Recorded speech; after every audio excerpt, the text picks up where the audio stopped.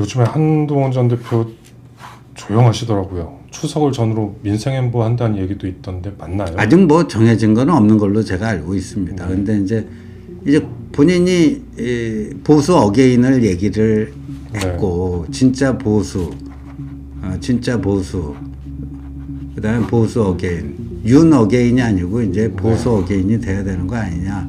그러니까 이제 지금 이런 상황에서 이제 보수 정치가 해 나가야 될 것들, 뭐 이런 것들 계속 고민하고 있고, 뭐 또 여러 사람들 만나서 뭐 격이 없는 토론을 하고 있는 걸로 알고 있습니다. 이 민생 경제에 대한 걱정과 우려가 좀 깊은 것 같아요. 이렇게 되면 국민 모두가 그 퍽퍽한 삶을 살게 되는데, 그 중에서도 가장 큰 피해자는 2030이 될 수밖에 없잖아요. 그래서 그 문제를 굉장히 좀 깊이 고민하고 있는 걸로 알고 있습니다. 조국 전 대표 내년 지방선거에서 내년 6월 선거에 나오면 뭐 당선 되겠죠, 어디든.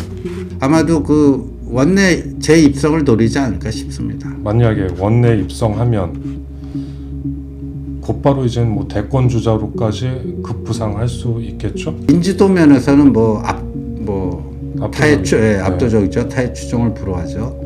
지금 보니까 뭐 정청래, 김민석 이런 그 잠재적 경쟁군에 비하면 인지도 면에서는 뭐 월등하니까요. 지금 상대적으로 제1야당이 좀 별 볼일 없어 보이다 보니까 오히려 그쪽 내부의 그 파워 게임이 굉장히 조기에 이렇게 막 분출되는 것 같아요. 지금은 자기 이제 내실을 다지고 이제 보수의 미래를 집중적으로 고민하고 뭐 어떤 것들을 이제 해야 될지를 좀 준비하는 시간이고요. 올 연말까지 그냥 큰 변화 없이 쭉 이어질까? 저는 그렇게 생각 안 하거든요.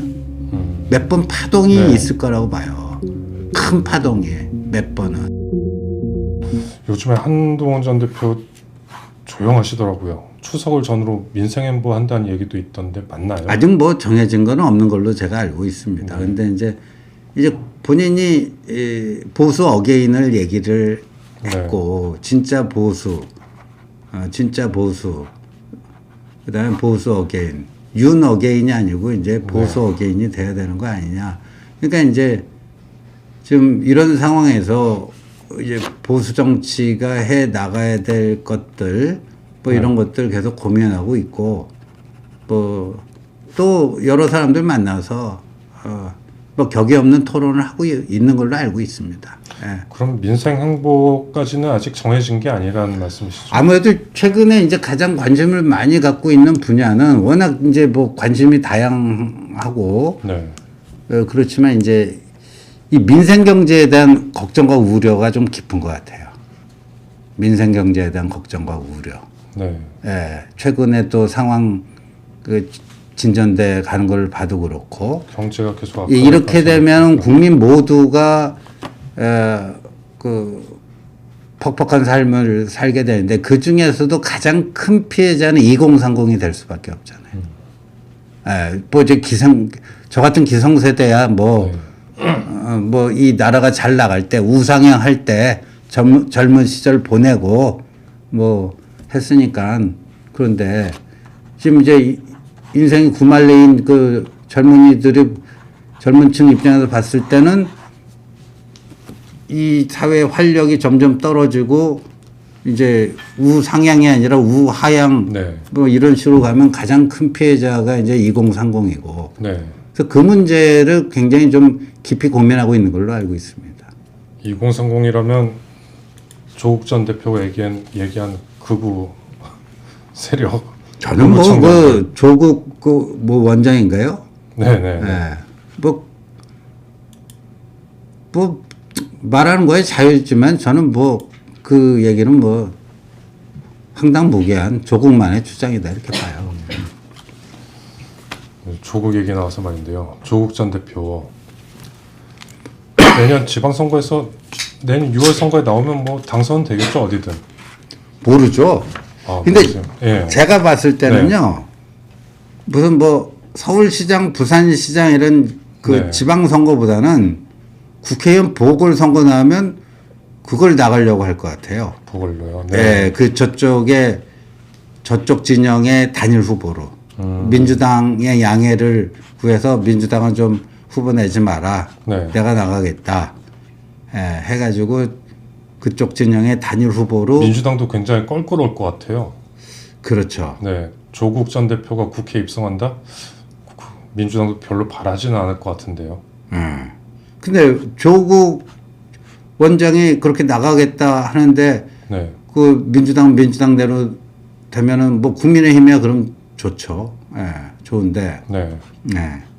그래서 아마도 그 원내 재입성을 노리지 않을까 싶습니다. 만약에 원내 입성하면 곧바로 이제 뭐 대권 주자로까지 급부상할 수 있겠죠? 뭐 있을 거라고 봐요. 지금 그러니까 이 대권 경쟁에서 이제 인지도라는 게 굉장히 중요한데 네. 그래서 뭐 조국 전 대표 모르는 사람도 없죠, 뭐. 예, 인지도 면에서는 압도적이죠. 네. 압도적이죠. 타의 추종을 불허하죠.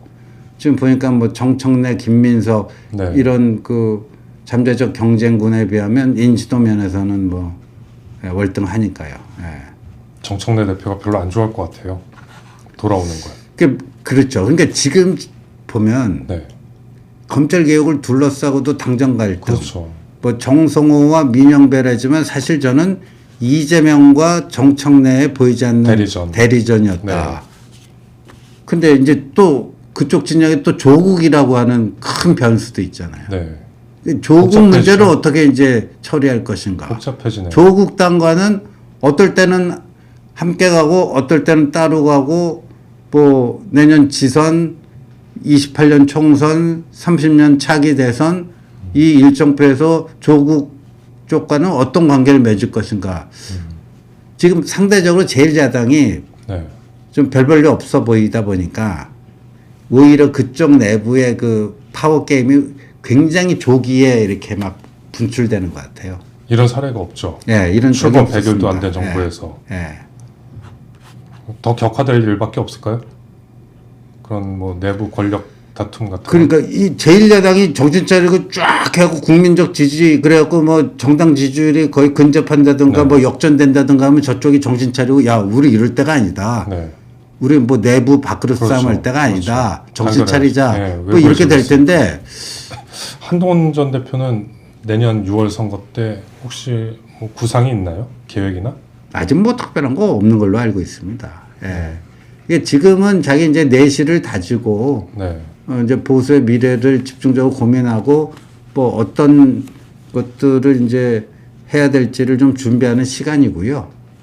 근데 이 뭐 정치라는 거 워낙 파란만장하니까 변화무쌍하고. 네, 그러니까 올 연말에 지금과 같은 정국이 올 연말까지 그냥 큰 변화 없이 쭉 이어질까? 저는 그렇게 생각 안 하거든요.